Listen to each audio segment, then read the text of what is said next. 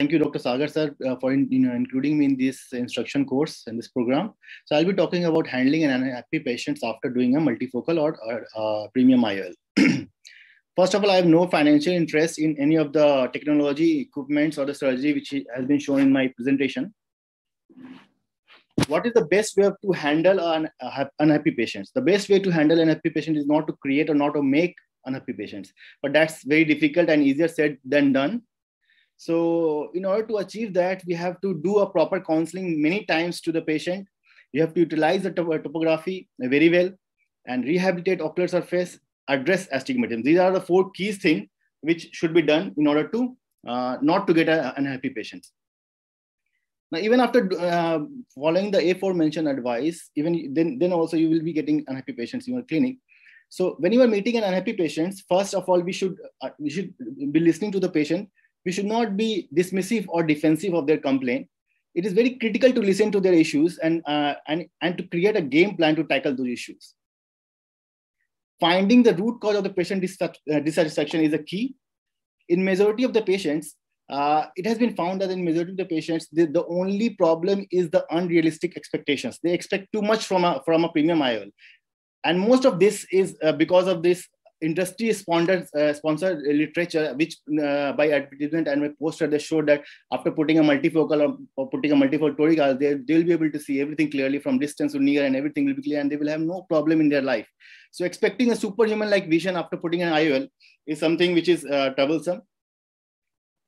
In most of these patients are unhappy. Listen to them carefully, and so that you can plan your strategy to tackle the problem.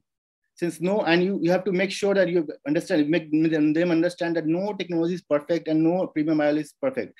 Some issues will be overcome with time and with new adaptation, but some issues should be addressed properly. One of which is ocular surface disease, which is already described by Dr. Mona. So the cornea, tear film instability, and ocular surface disorder can affect the dryness, can affect the quality of life significantly, and rehabilitate ocular surface. So we have to rehabilitate the ocular surface before going for a multifocal or before going for premium IOL. And even if after the surgery, we have to continue with giving supplements to rehabilitate the surface. If you are planning a newer procedure like laser vision correction or anything, we have to rehabilitate the surface again. Few authors prefer to use cyclosporin drops before the surgery, few weeks before the surgery, and they continue it after the surgery in addition to the lubricants. I'm just holding for a second.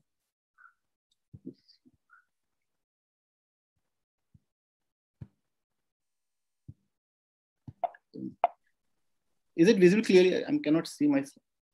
Okay. Yes, sir, your screen is visible. Once again.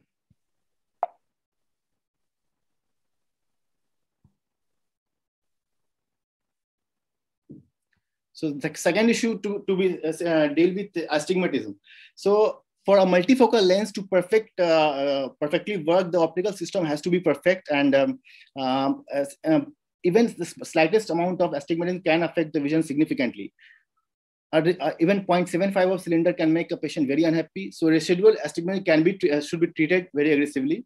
So this is a publication by Kazuhiro. They have shown that how experimentally induced astigmatism can affect the functional vision, and they have compared it with the functional vision and low contrast vision as compared to the conventional vision. So conventional vision is the vision that we check with Snell's chart. So even if the patient has a vision of 6/6 with an astigmatism of 0.5, the functional vision can be severely affected, and also the low contrast vision. So if the patient has a residual astigmatism after toric implantation, what should we do? First of all, we have to determine what is the IOL axis of the toric implanted IOL. And we can do this with the help of slit lamp, eye trace, or smartphone app. If there is misalignment, we can take the help of online calculators like astigmatismfix.com. If there is ideal alignment here, then we have to do a laser vision correction. This is just an example. This is a 62-year-old male patient who had a visual acuity of 6/36 with NS2 cataract, and now we can see here the patient has a cylinder power of 2.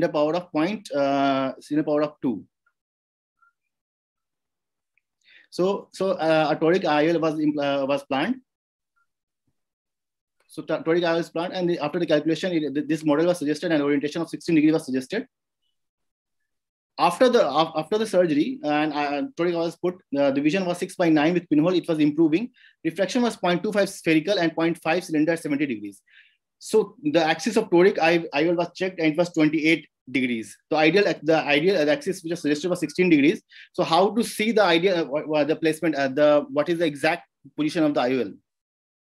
So we can directly check it by slit lamp, but a better way or more creative of doing this is taking the help of smartphone app. So this is a smartphone app developed by Dr. Saurabh Patwardhan. This is freely available across the Android platform in Play Store.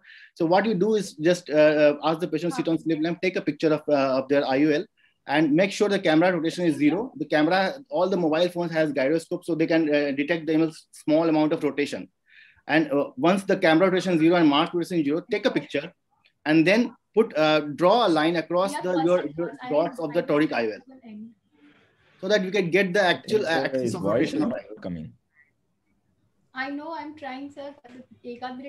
So once you have calculated the axis, you can go to this site called estimatingfix.com. You can put all the details of the patient. You can put the whatever residual refractive error you have got and the axis. Also put the correct spherical equivalent of the patient and originally calculated IOL axis. 6 options हैं. पहला मेरा somewhat. Someone is talking. Can you mute everybody, please? Excuse me. Can you mute? Yes, sir. Okay. Yeah, technical team, can you mute everybody? Yes, sir.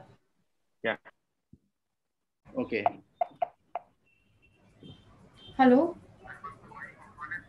Sorry. Dr. Priyanka?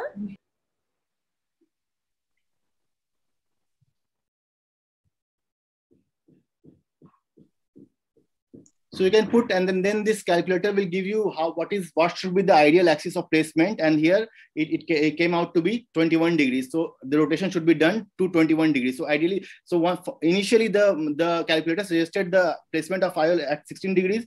We put it at 28 degrees. And once we try to fix it with the calculator, it suggested 21 degrees. And that will have a minimal refractive error in this case. So next, if we have residual refractive error, so that was astigmatism. Now next we'll be dealing with refractive error. Even slightest amount of refractive error again will hamper near, intermediate and distance vision. Nowadays, with the advent of newer formula like Hill RBF and Barrett formula, and with advanced biometry like IOL Master and with Pentacam, the chances of refractive psoriasis are very less. Even then, we have to take at least 2K readings from 2 different machines. We have 3 different machines. So you can take 2 readings from 2 different machines and compare the reading. If the measurements of K value or axial length is extreme, then you have then explain the patient that the post-op refraction, you may get surprised and there can be a need of vision correction after surgery. So if there is a disparity in between 2 eyes also, you explain the patient that there is chances of getting a refractive surprise. If there is a high spherical error, then IOL exchange or piggyback lenses are good options. Prefer IOL exchange over piggyback lens. So IOL exchange is better than doing a piggyback lens. If there is zonal disability, then a toric IOL rotation should be avoided. Better to go for a laser vision connection.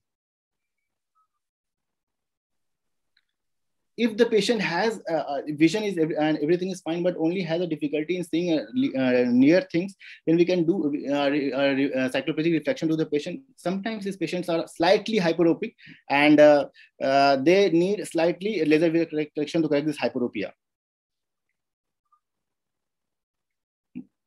Unhappy multifocal patients, generally these are the 6 C's which are the cause behind the unhappy multifocal patients. The issues of cornea and cylinder has already discussed. Now the capsule. Even the slightest amount of PCO can make the patient very unhappy. Now, the threshold of performing a YAG capsulotomy is slightly earlier in case of multifocal IOL, but it should be at least 6 weeks away from the date of surgery. We have to be very clear whether it is the intrinsic issue of the IOL or the PCO which is causing the problem. Because if there is an intrinsic issue of the IOL, we have to do an IOL exchange. Once we have done a YAG capsulotomy, the IOL exchange itself becomes very difficult and can have very much complications. So we have to be sure whether it is an IOL problem or it is a PCO before deciding for YAG capsulotomy or IOL exchange. Next is the issue of centration, which has been discussed by Dr. Sagar already. If there is a large angle kappa, multifocal should be avoided. And even a slight amount of decentration can cause huge problem like flare, halo and glare and Vaseline-like vision. So in case of slight decentration, we can try laser iodoplasty, but in case of large decentration, we have to do IOL explantation. So patients with pseudoexfoliation and all are not a candidate of doing a multifocal IOL. Sometimes the patient's vision is 6/6 and near vision is N6. Still, the patient is not so happy and they are not so satisfied with the vision. In such cases, we must do a macular OCT scan with SD OCT that will be able to pick up the small amount of, even the smallest amount of macular edema. In those patients, we have to treat with NSAID, steroids, and in some cases, it may require intravitreal injections also. Sometimes it's just craziness of the patient. So sometimes it's difficult to decide whether the patient was crazy or the doctor was crazy.